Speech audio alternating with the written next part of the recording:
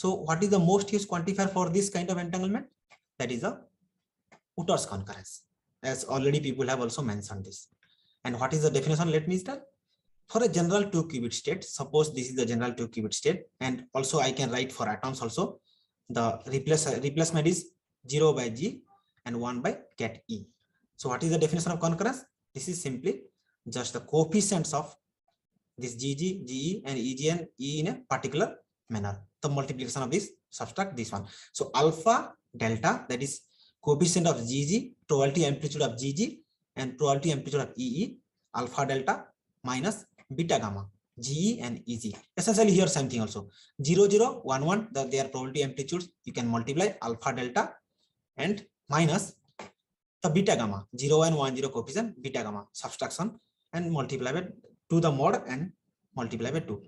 So non-zero value of C, this non-zero value of concurrence indicates the entanglement. If C equal to 0, that corresponds to product state. That means if a state is product state, then this concurrence will be 0. And if the state is maximally entangled state, then the concurrence will be 1. So in this work, we'll try to see how we can directly measure the entanglement of two atoms, that is two level atoms. They are in the state either this one or this one, that is alpha GG plus beta EE or alpha GE plus beta EG. So what is the concurrence for this state? This concurrence for this state essentially 2 alpha beta. Essentially, I used the previous definition. So concurrence will be 2 mod alpha beta. Let us see in the proposed setup whether we can extract this concurrence using our measurement technique, 0 time delay second order coherence function. And in conventional method, generally in conventional method, this requires to measure alpha and beta in doing some interference experiment by detecting atoms. So this requires simultaneous measurement on both the atoms. So what is the difficulty here? Difficulties are one need to measure both the atoms simultaneously. That means we need coincidence detection here. That means we are measuring on atoms, and measuring metal qubits is bit difficult. And if the two atoms are far apart, suppose the two atoms are far apart, so one atom in somewhere in India, another atom somewhere else, then it is very difficult to measure them simultaneously. As a result, the quantification is not possible because they are far apart. So we cannot do coincidence detection, or simultaneously we cannot measure. I think in our scheme, we do not need to measure the atomic states. Essentially, we are not doing measurement on atomic state. We are doing measurement on something else. Thank you. And what is that? Quantification of entanglement between two atoms is possible by detecting photons.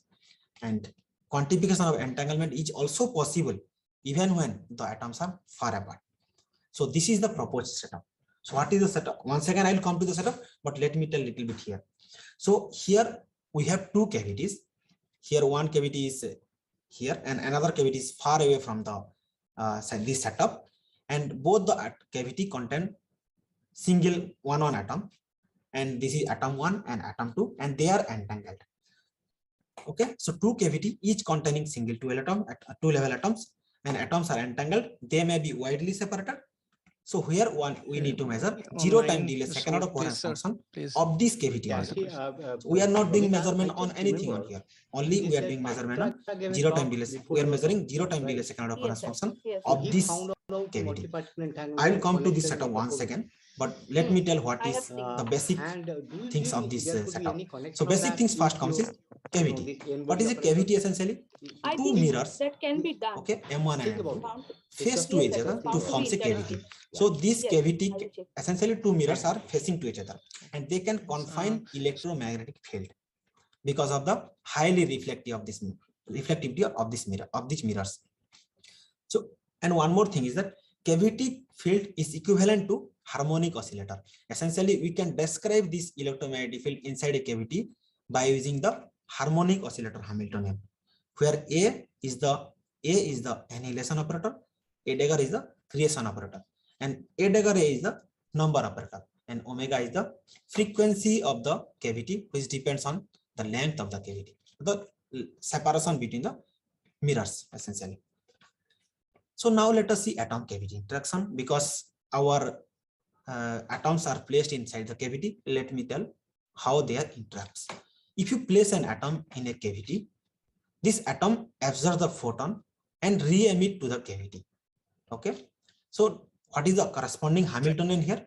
This is the given Hamiltonian here, where G is the coupling strength. So let me explain one by one term. The first term is the atomic part. That means these two level atoms can be described by this sigma z Pauli matrices, where omega naught is the transition frequency between the two level atoms. Right? Yes, sir. Here you can see this is the harmonic oscillator Hamilton. Here I have removed the half h cross omega because in time dynamics this half h cross omega is not going to play any bigger, I mean any important role. So I have removed that 0 point energy essentially, half h cross omega.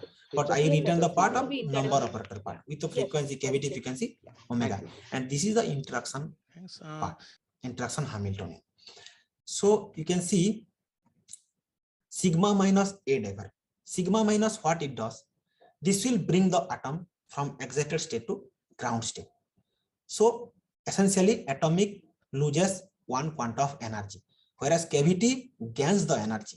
So that is essentially atom has given the energy to the cavity. The first term describes atom has given energy to the cavity.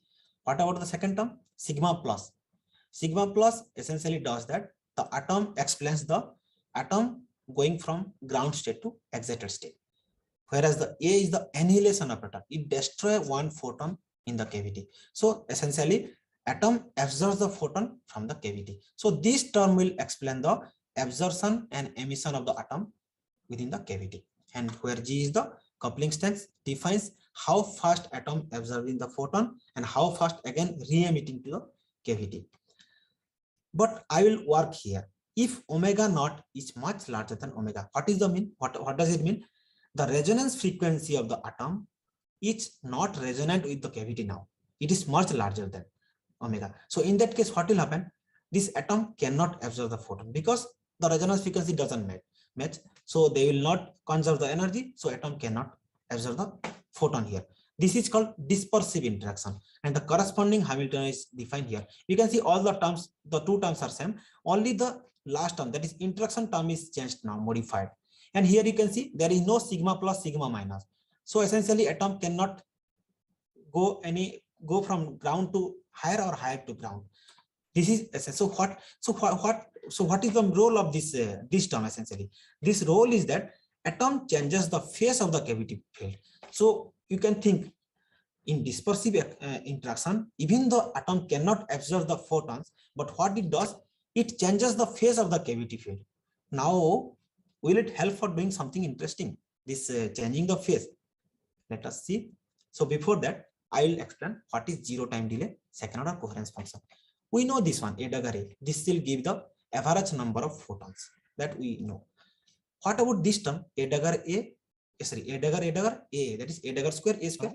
This will essentially gives a roughly, not probability, the probability of two photon detection. So essentially this explains two photon detection because of a dagger square and a square. Okay. Now let us include the time. So let us see this figure.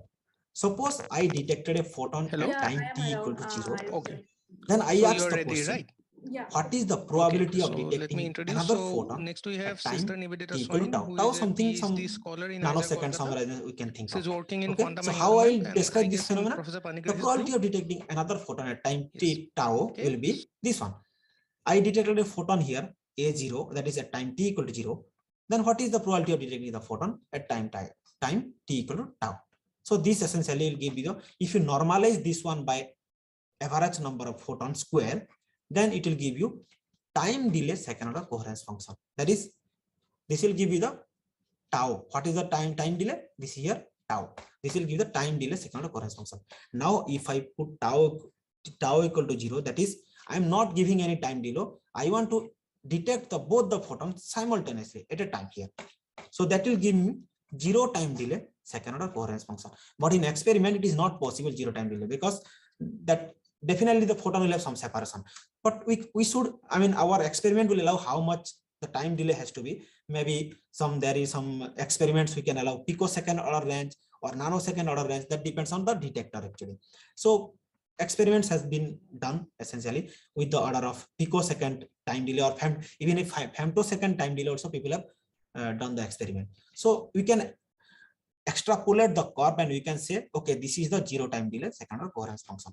By extrapolating, not exactly I can do zero time delay, but some delay like femtosecond or picosecond order. Now let us once again come to the setup here. Now we'll do measurement. So as I once again let me tell, these atoms are entangled and they are widely separated, and atoms are dispersively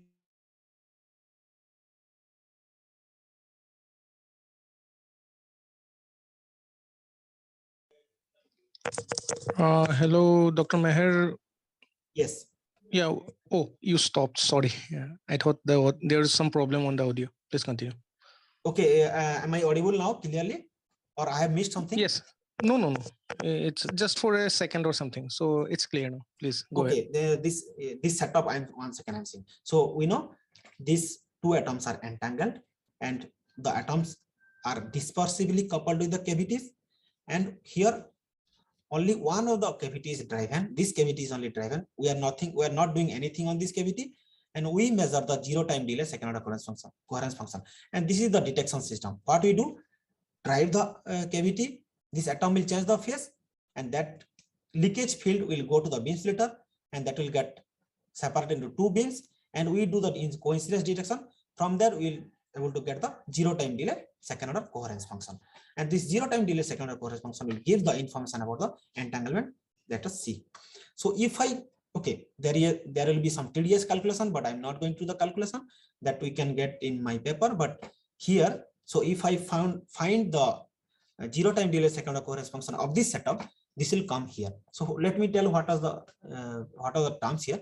This chi is the coupling strength between atom and cavity, and this delta R is the detuning between the cavity and laser. Whatever the laser we are driving, this laser frequency omega d and this cavity frequency omega, that is the detuning delta R.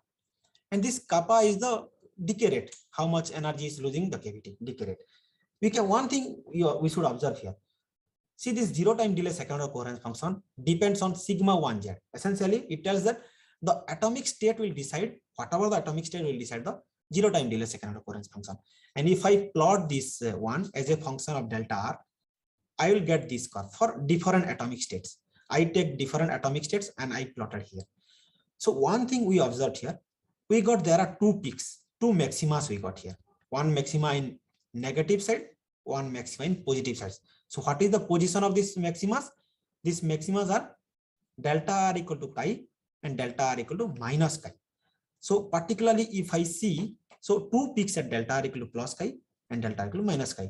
And delta R is the laser cavity detuning and chi is the atom cavity dispersive coupling strength, as I already told. So let us see at these 2 points only, what are the two values? So we got that these two values are that if delta R equal to plus chi, it is directly related to sigma 1z of this form, this G2 value. And if delta R equal to minus chi, this G2 value is directly to sigma 1z, but with plus sign, here minus sign. So now, essentially it says that zero time delay second order coherence function depends on the state of the atoms through sigma 1z. Now, okay, as I mentioned that we'll measure the state, we'll measure the entanglement of this state. And let us calculate this sigma 1z for this state. And we got that sigma 1z is mod beta square minus mod alpha square. If I calculate sigma 1z for first atom for this state, I will get this value, mod beta square minus mod alpha square. Because mod beta is the coefficient of E and alpha is the coefficient of G. That's why it is minus sign is coming, because sigma z will give you minus sign when you act on G, that is ground state. Okay, so for both the case, this is sigma 1z is mod beta square minus mod alpha square. Now you can see here, now multiply these two guys, this delta r chi, delta minus r chi. So I will get, if I simplify here, I will get this quantity 4 by 4 mod alpha square minus mod alpha square into mod beta square. Now let me remind here, what is the concurrence? Concurrence is 2 into mod alpha mod beta for these two states. Now if I put here and write it properly, what I will get? I will see concurrence will be simply 2 by the second order coherence function at delta r equal to chi into second order coherence function, zero time delay second order coherence function at delta r equal to minus chi. So essentially entanglement is directly connected to the 0 time delay second order coherence function of the atoms of the cavity where the one of the atoms is situated or located. So now, thus by measuring G2 of 0 at two different deuterium values, that is at delta r equal to chi, I do a measurement of G2 0, and delta r equal to minus chi, I do another measurement of 0 time delay second person, and I multiplied, and if I use this formula, then I'll get the concurrence value of these two atoms. So we get the information about the entanglement. So what we did here, we require detection of photons from one of the cavities. So no need to measure the atoms here. Only we does 0 time delay second order coherence function of the one cavity only, not two cavity also. That's why we do not do any measurement on second atom or second cavity. So if the two atoms are far apart also, we can do measurement of entanglement. That means we can essentially extract the information about entanglement by doing measurement on only one atom. Okay. So now let me give one example here. Suppose my atoms are in this state, maximally entangled state, suppose, but I don't know this one. Okay, I don't know this one. Let us see my scheme will able to extract the information or not. If I use Utter concurrence formula, definitely I'll get one because this is maximally entangled state. So let us see our scheme, what it does. Using our scheme, we got this curve for the, okay, I have plotted two curves, but for this state, this red curve is the corresponding red curve. For if the atoms are maximally entangled state, then if we do measurement, the delta r as this G2 as a function of delta r, I will get this red curve. Okay, from the red curve, let me see the two peak values here. I got two peak values are 2. Here also 2 at delta r equal minus chi and delta r equal to plus chi also 2. If I use this formula 2 by here, 2 by 2 into 2, that I will get 1. So my scheme is able to predict the entanglement by calculated by Utter's also, as well as the scheme is our scheme agrees with the result of Utter's concurrence. So let me give another example. I will not take now I will not take one maximally entangled state. I will take something else. Okay. So these are the probability amplitudes. If I use Utter's concurrence formula, I will get 2 root 2 by 3. So this is not maximally entangled state. So if I do measurement here now, according to our scheme, so now this is dashed curve for this state. Okay. Already I told the red curve, that is the maximally entangled state. This is the dashed curve. As these two coefficients are not symmetric, that's why we do not get symmetric curve here. So let us extract these two values, the peak values. The peak values are at delta r equal to plus chi, I got 3 here, and delta r equal to minus chi, I got 1.5 here. And if I use this formula, you can see here 3 and 1.5 I put here, and I will arrange in properly. Then I will get this 2 root 2 by 3 here also. Same the value, whatever the Utter's concurrence is predicting the entanglement for this step, our scheme also able to predict the same entanglement here. So what is the summary here? The 0 time delay second order coherence function gives the information about the entanglement between two atoms, and we do not need to measure the atomic state directly, and we only measure the G2 of 0 of one of the cavities. That's why it is possible, entanglement is possible even when the two atoms are far apart. So these results are summarized in this article, Analyzer Physics, and thank you so much. Okay, thank you, Dr. Meher, for a very nice talk. It was very understandable, and I think the students have benefited a lot from here. Thank you. So, is there any questions? Please speak up, unmute your mic and please speak up.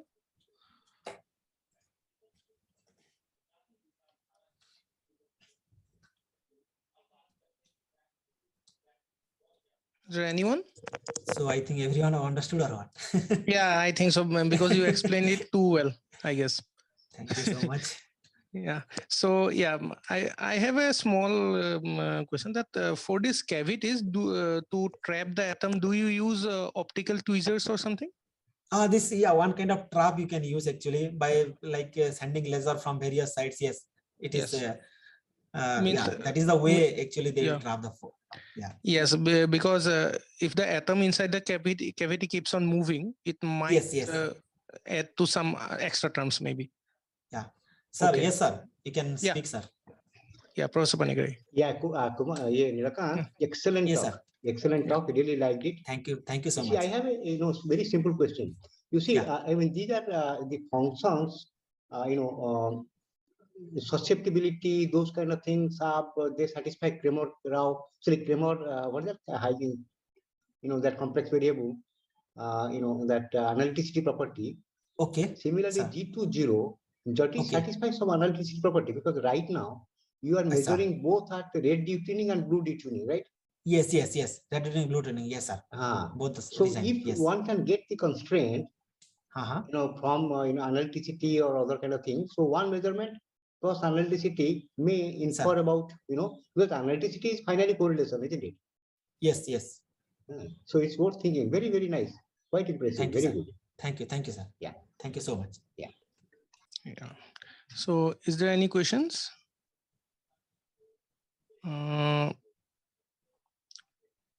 Okay, maybe people would love to chat rather than speak. So the point is that we are 10 minutes early in the schedule. So we can still discuss, Kumar. We can discuss actually. If so, discuss. That's why I'm calling up. I mean, you can. Yeah. See, Kumar. I was referring to Kramer-Crony kind of relationship. I get I got it. Actually, yes, I understand what you told about the analyticity. Yeah, it actually is kind of a correlation, honestly speaking. Yeah. So in that regard, yes, perhaps, because like for example, like if you just even consider even simpler thing, Cauchy-Riemann conditions. So these two functions, U and V, they are called harmonic conjugates. Precisely. So it's like a continuum analog to whatever he was showing here. Yes, like and delta going to minus delta is like PT symmetry. Yes, actually it's a non-local correlation. Yes. Exactly. Yeah. Okay, very nice. Enjoyable. Yeah. Sure. So is there anybody else wants to ask? Like I thought because the talk was so clear, like the fundamentals were discussed so well, I think students will be more eager. So I think it was too clear the way Dr. Meher said. So fine, then the only thing so there is Harsh Singh. Please ask the question. Yeah. Yes. Sir, actually, as we say that, isn't there a much simpler way, way to explain why quantum entanglement isn't utile? Means there's spin also exists there. So why isn't it that much quantum entanglement is that much utile? Means there's not much utility for it. I mean, I am not. I think. Can you just little bit say more something? I'm somehow not clear about the question. I feel maybe because of some. I think he is asking that does spin play any role there? Oh no, spin here. Yeah, here we are considering the entanglement between the atomic states. Actually, we are not considering anything on like spin part. So in real experiment, you are asking, does this spin plays a role in real experiment? I want to explain means I want to know that why quantum entanglement doesn't find any doesn't feel utile if we are doing it at a measuring quantum entanglement at a distance, right? Because the spin also exists, and also there is the react to detection probability is also there. So why isn't that much utile? Why it is that was difficult, you are saying? Yes, yes sir. Like see, when you are doing, see, these are essentially a non-local correlation. Like if they are far apart, then you cannot, if you are doing measurement here, you cannot access the another atom here. Okay, if they are near to that, then you can do simultaneous measurement. What is the probability of amplitude of this state? I mean, getting ground or ground excited or excited ground. This kind of combination, you will extract the information if you do directly measurement on atoms. Okay, but we are not doing that. we don't do measurement on atoms. We are not accessing that. So we are not destroying their state. What we are doing essentially, let us involve another cavity, let it interact with that dispersively, not even exchanging the energy. If you exchange the energy, then your state is gone, right? So Yes, sir. from there, I'm able to extract that. Even though they are not interacting, what it is doing actually, because of the entanglement in the state, it will change the phase of the cavity field, and that cavity field will carry the information about the entanglement. So Okay, sir. Okay. this measuring atoms, yes, measuring atoms is really difficult, because you have to do, like, see, these are probability amplitudes. These are not probabilities. See, probabilities can be measurable, but probability amplitudes are not measurable directly. So what you'll do some interference experiment, extract the phase, extract the probabilities, everything you have to do.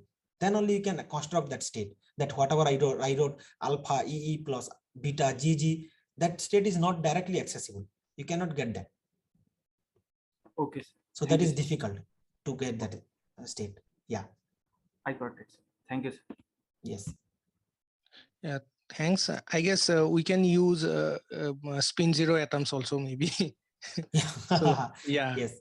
So, okay. So I finally thank, unless there is one more question or something like that, thank Dr. Meher for this wonderful talk, finally. Thank you so much. And yes, and let's move on to Yashovardhan Jha, who is available, I guess.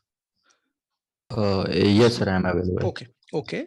Welcome, Yashovardhan. So Yashovardhan is a MS student, if I'm not wrong, in either Bhopal. Yes, and he has done some work in quantum entanglement, and so I gave this to Yashovardhan.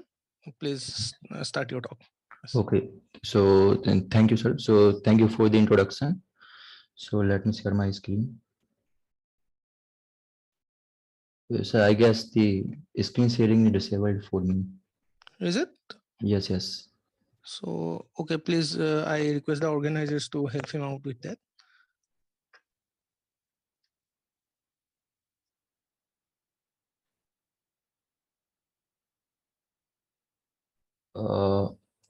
Actually, it is disabled with my this account, I guess.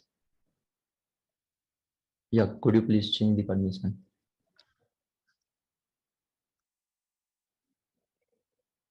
Yes, I will message using this one.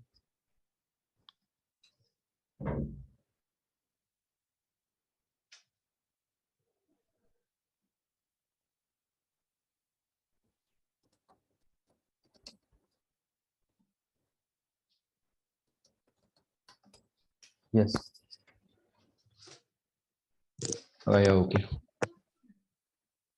Yes. One second.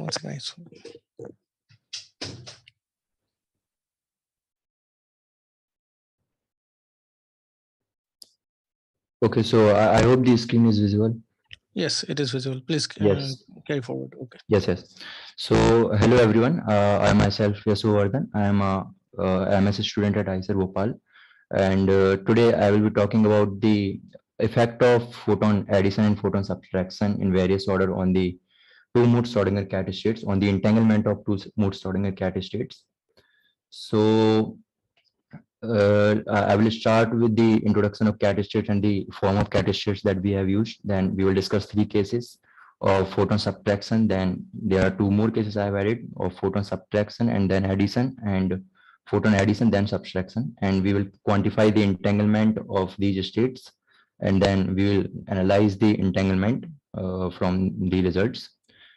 So let's start it with the introduction of cat states. So as we know that cat states are the macroscopic superpositions of coherent states, or basically the states which are macroscopically different. So, and one way to realize them is the states which are separated in phase by pi. So the form of cat states that we are going to is the two-mode Schrodinger cat states. The expression which is given here, which is of this form, cat of alpha 1 alpha 2 plus exponential y5 minus alpha 1 minus alpha 2. Here phi is the relative phase and n is the normalization constant. And for our cases of photon addition and subtraction, we will add photons and subtract photons from this two-mode cat state that we have just defined. And here alpha 1, alpha 2 are the coherent states. So we will quantify the entanglement of these states, and we will study the effect of photon subtraction, then addition, photon addition, then subtraction. So in the first case, what we will do, we will subtract the photons. Then in the second case, we will first subtract the photon, then we will add the photons in both modes, and vice versa. In the third case, we will add the photons first, then subtract the photons later. Then we will see what's the difference in the entanglement after doing this addition and subtraction in different order. So as we know that in quantum optics, we know like what are photon added and photon subtracted states. We can calculate photon added and photon subtracted states using the action of creation and annihilation operators on the given state. So we'll use creation operator to add a photon, and to subtract a photon we use annihilation operator.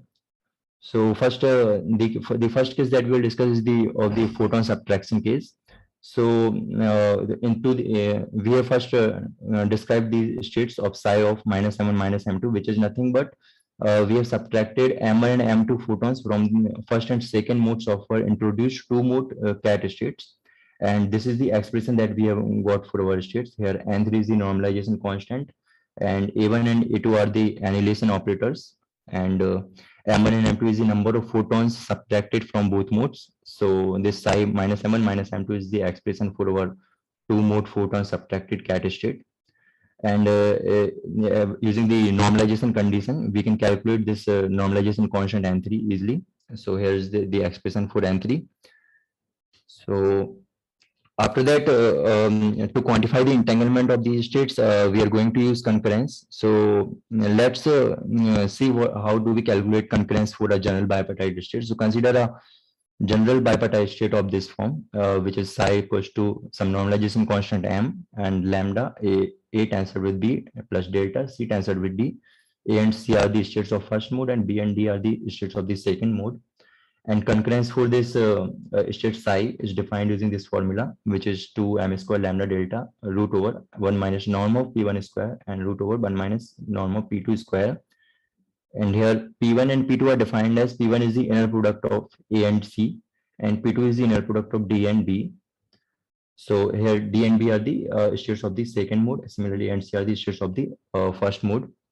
So this is the formula we are going to use to calculate entanglement of our states.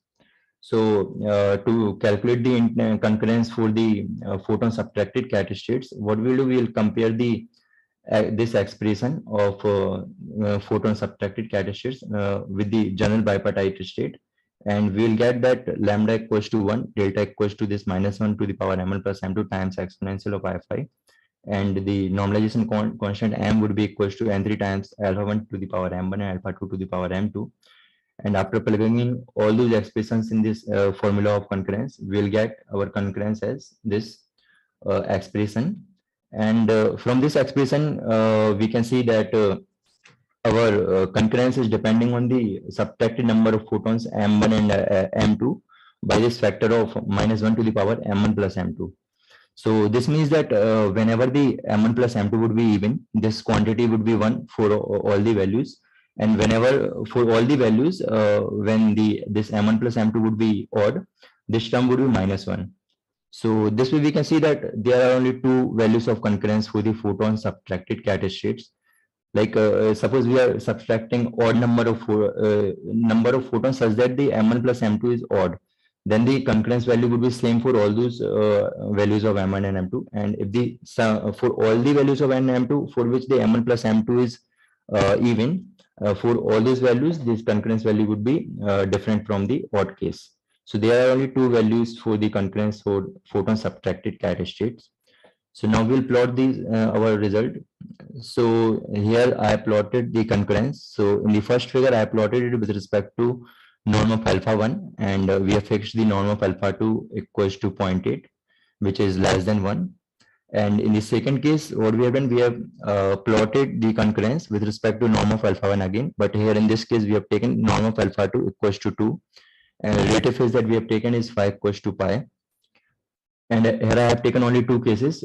First one is M1 and M2 equals to 0, and second one is M2 equals to 0 and sorry, M1 equals to 0 and M2 equals to 1.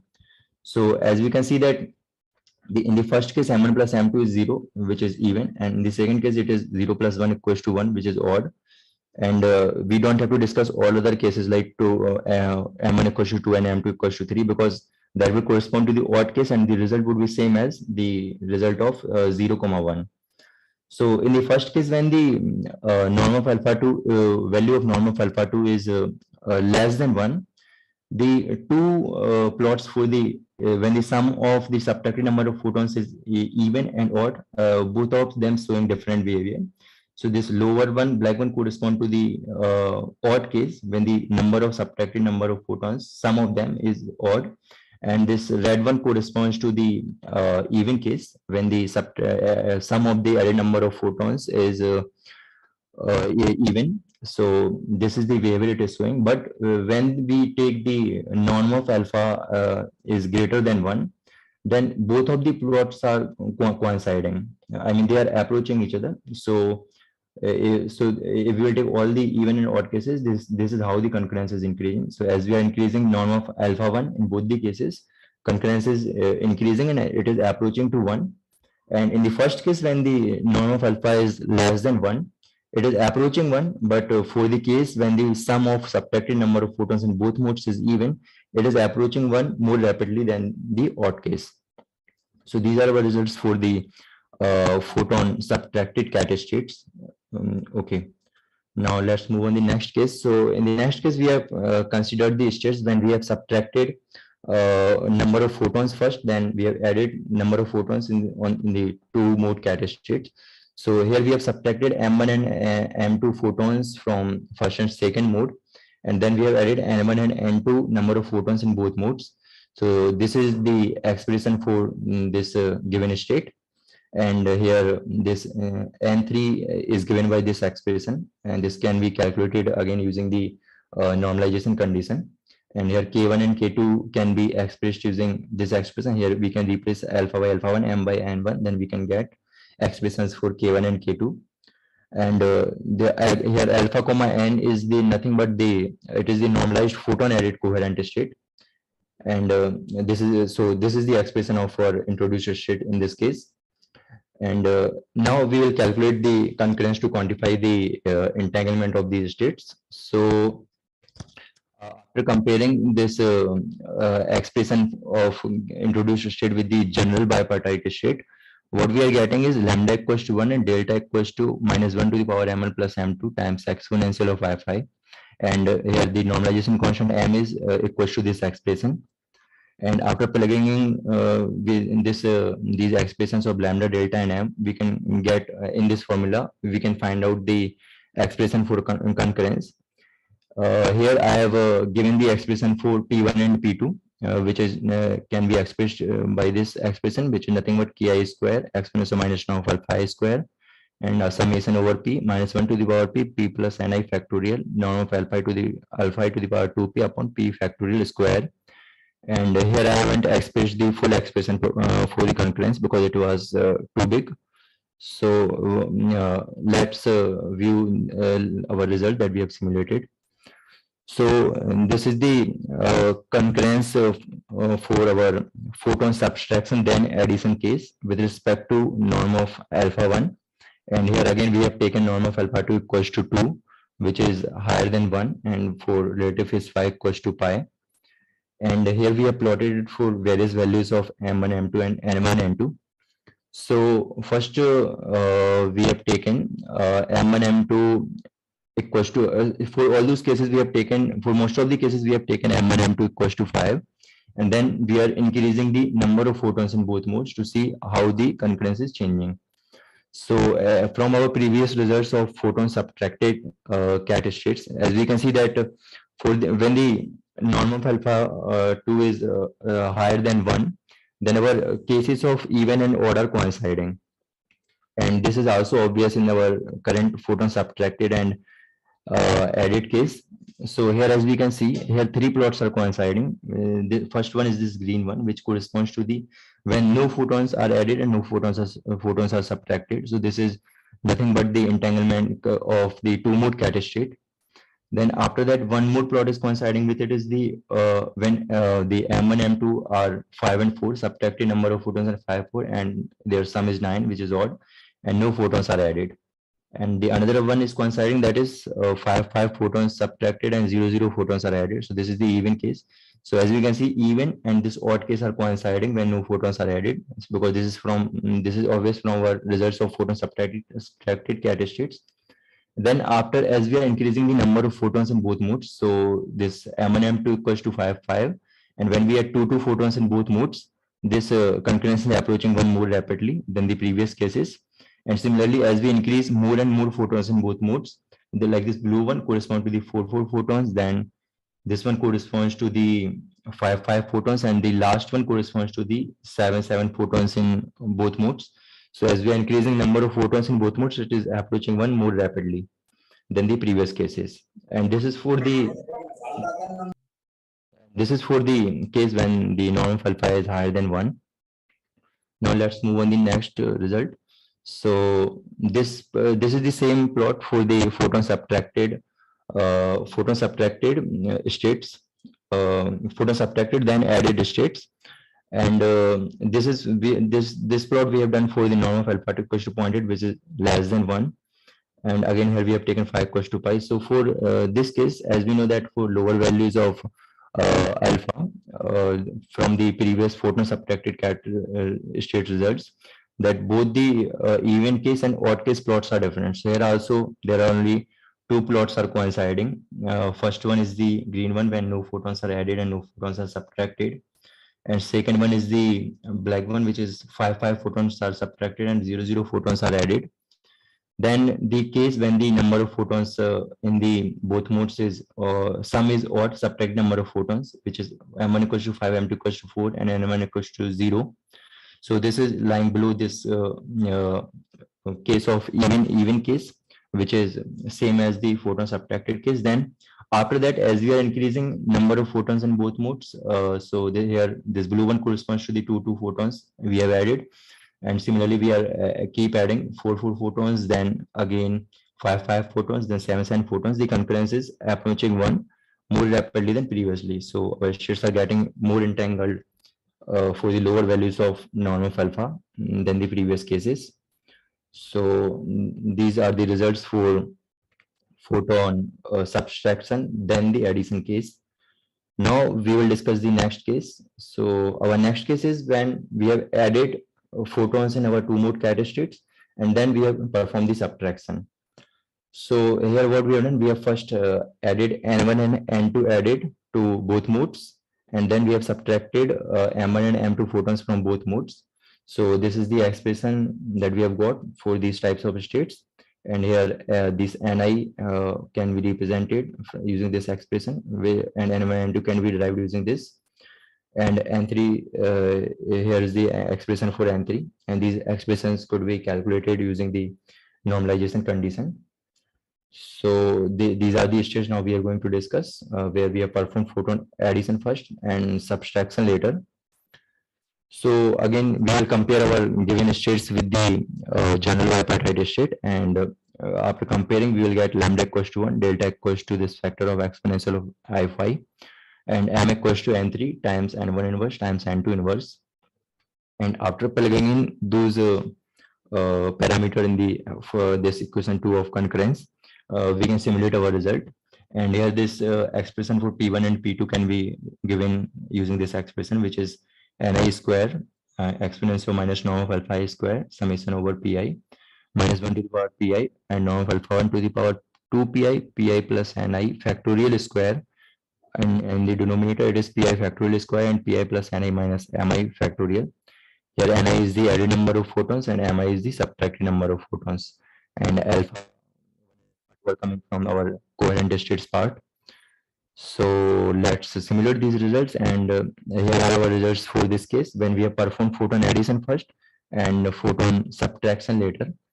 So again, the values are same as our previous case, that we have taken M1 and M2 equals to 5, and we are increasing added number of photons in both modes. So as the previous case, when the norm of alpha 2 we have taken greater than 1, or we have chosen higher amplitude.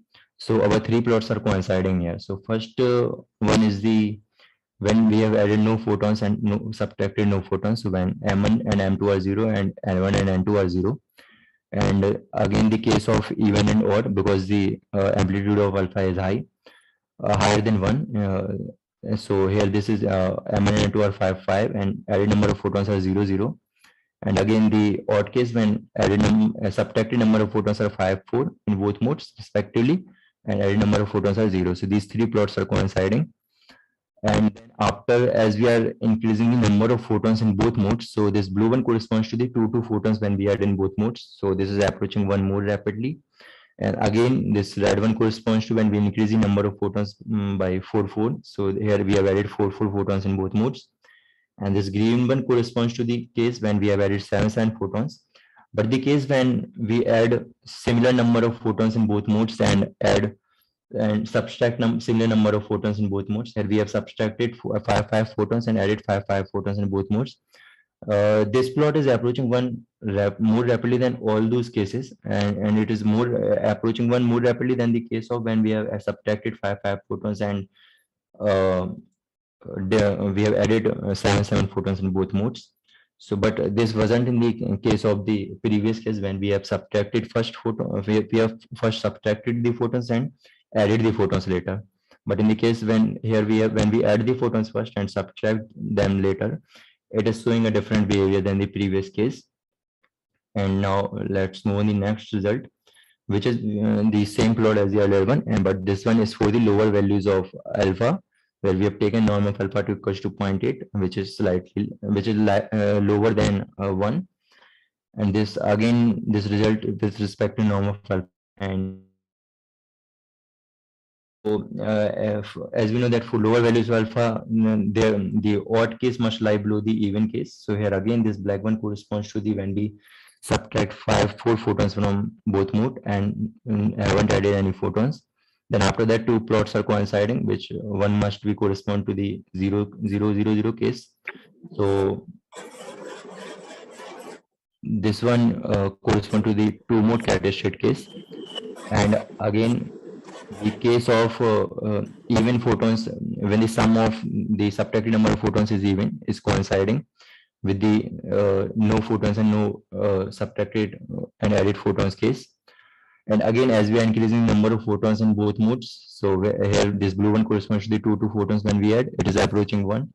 Then this red one corresponds to the 4 photon added in both modes, it is approaching 1 more rapidly. Then this green one corresponds to the 7, 7 case. And after that, as the previous result, when we subtract the 5, 5 photons and add the 5, 5 photons, or in other words, we can say when we add similar number of photons and subtract the same number of photons.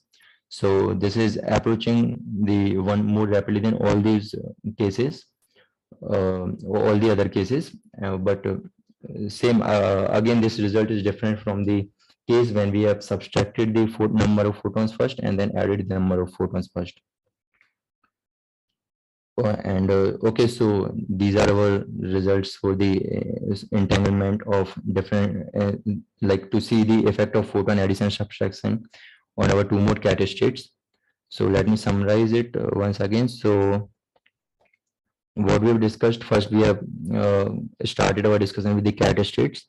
Then we have discussed how will we quantify our entanglement of cat state using concurrence, using the expression for concurrence for the general bipartite state. And then we have discussed 3 cases of photon subtraction. And for the photon subtraction case, we were getting only 2 values of concurrence. Then after that, we have discussed 2 cases when we have subtracted the number of photons first. Then we have added the number of photons. And again, in the next case, we have reversed the order. Then, so we have added the number of photons first, then we have subtracted the number of photons first. So these results for these 2 cases are different by like when we add same number of photons and subtract the same number of photons in the case of photon addition then subtraction. it is approaching one more rapidly than all those previous cases. This means the states are approaching the maximal entangled states than all those more rapidly than all those previous cases. But in the case of photon subtraction then addition, it is showing the normal behavior. Like as we increase the number of photons in both modes, the concurrence is approaching one more rapidly, and it is increasing more rapidly for the cases when we increase more number of photons in both modes. Okay, so here I finish my presentation. Thank you. And if there are any questions. Okay, thank you, Yashovardhan, for the nice talk. So can we have some questions? Yes, yes, sure. Yes. So to the audience, if there is any question.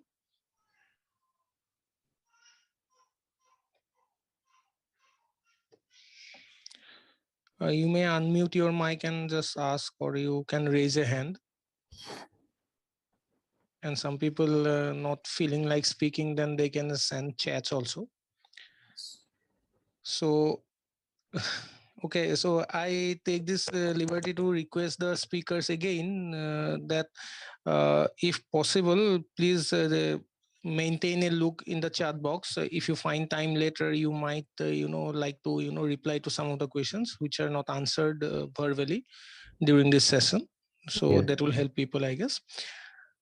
So if nobody is asking, I might ask you one question, Yashovardhan. So Yes. your result is that if you add some photons, Yes, yes. and subtract them, subtract some photons, Yes. or you first subtract photons, then add photons, means Yes, subtraction and addition at different different order. If you do that, so your results are different. Yes, exactly. So what I'm asking that, so what is this? It is like some memory effect kind of thing. The system is now taking notice that if I'm getting photon before, or I'm having to lose photon before, like so there is something asymmetric about the system, right? Yes, yes, exactly. So yeah. Yes, so basically the results are different for photon addition than subtraction. Yes, case. I understand that, but Yes. what is the underlying reason? Like, is there Yes, any yes, yes. explanation? Yeah. Yes, for the explanation, like for the physical reason, what's the physical reason behind Yes. why it is showing this type of behavior? Like we are currently planning to work on that. Okay. Yes. Because it's kind of a memory effect. What the system is showing. Like physical systems usually don't behave like that. Yes, yes. Right. I certainly Okay. look at that thing. Yes, and secondly, so you say adding photon and subtracting. Adding physically, I can understand that people can have these so-called photon guns or like electron guns or something like that, and you prepare some system, maybe atom. Okay. You control one atom, one photon at a time, falling on the atom. Yes, yes. But how you subtract photon from a physical state? Like, is there some mechanism you know? Like physical mechanism, I'm not sure about this, but like after adding the photons, suppose we are subtracting the photons. Like how do you do that? Like how you take out a definite number of photons from a physical, say from an atom, an excited atom. Yes, like, yes. So how you control that, how many atoms it will give out? Yeah, I understood the question. Yes. I think for the like experimental part, I will have to look for the references again. Yeah, that's perfectly okay. I don't expect as of now. know. Yeah, we have done the mathematical calculations and yes, I understand. That's actually very interesting. It sounds very interesting. But thank you again for this nice talk. So if there is no questions, no more questions,